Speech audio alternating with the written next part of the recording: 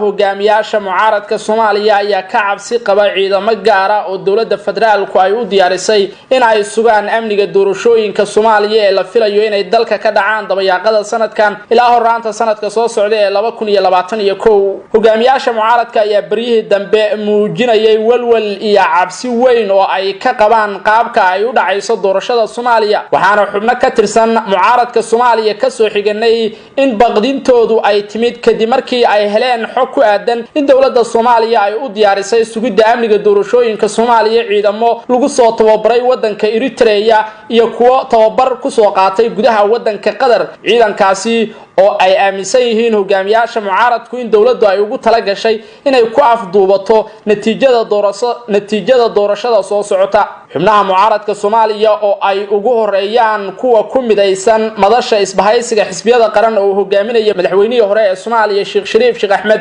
ayaa kulamo kala gedisan oo ay la yeesheen guddoonka labada aqal ee baarlamaanka Soomaaliya si cad ugu sheegay inaysan marnaba yeeli doonin in ciidamo gaar ah oo dawladdu ay diyaarsatay ay sugaan amniga doorashooyinka kuwa oo laga leeyahay ujeeddo gaar ah waxa kale oo ay sheegeen hogaamiyaasha mucaaradka in amniga doorashooyinka loo baahan yahay in ay si wada jir ah u sugaan ciidamadii hore ee Soomaaliya loo soo tababaray iyo ciidanka howlgalka nabad ilaalinta midowga Afrika ee AMISOM oo shaqadooda ay ka mid tahay in ay xaqiijiyaan amniga doorashooyinka dalka inta ay socoto waxa kale oo mucaaradka Soomaaliya ay aaminsan yihiin in dawladaha Qatar, Eritrea iyo Ethiopia ay dawladda federaalka ku garabsiinayaan sidii ay mar kale talada dalka dib ugu soo laabo lahayd iyadoo oo loo marayo wada kaste sida in la keeno ciidamo lagu cabsi gelinayo hogaamiyaasha mucaaradka oo ay sheegeen xitaa in dawladdu ay iyaga weerar ku soo tahay marka ay doorashadu soo dhawaato si ay u qalqal geliso uguna qasabto in ay tartanka doorashada isaga haraan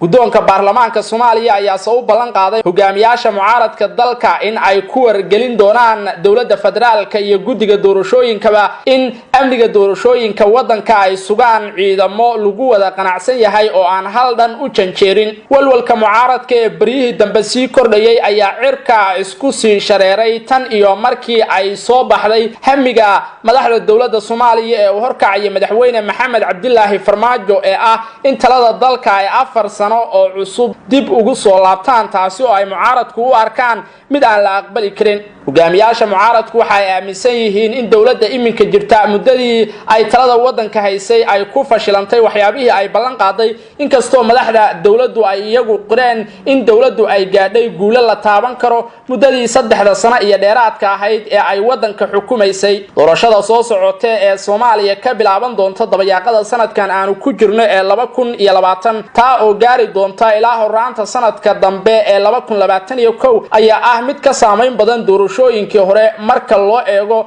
isbahaysiga mucaaradka iyo isxulufaysiga madaxda dawladda waxaana tartanku u muuqdaa mid saameyn weyn ku yeelan doona dalka oo dhan sidoo kale waxa uu tartankan laba garab u kala qaybiyay madaxda dawlad goboleedyada oo qaarkood la safan dawladda halka kuwa kalena ay mucaaradka dankiisa u janjeeraan iyaga oo doonaya in meesha laga saaro dawladda haatan jirto oo la keeno dawlad ay ku qanacsan yihiin maadaama maamul goboleedyada Puntland iyo Jubbaland ay aaminsan yihiin in dawladda uu horkacaya madaxweyne Maxamed Cabdilaahi Farmaajo ay cunaqabatayn ku soo rogtay muddadii ay jirtay taa beddelkeedana ay iminka diyaar u yihiin sidii ay u hor istaagi lahaayeen in xukunka uu dib ugu soo laabto madaxweyne Maxamed Cabdilaahi Farmaajo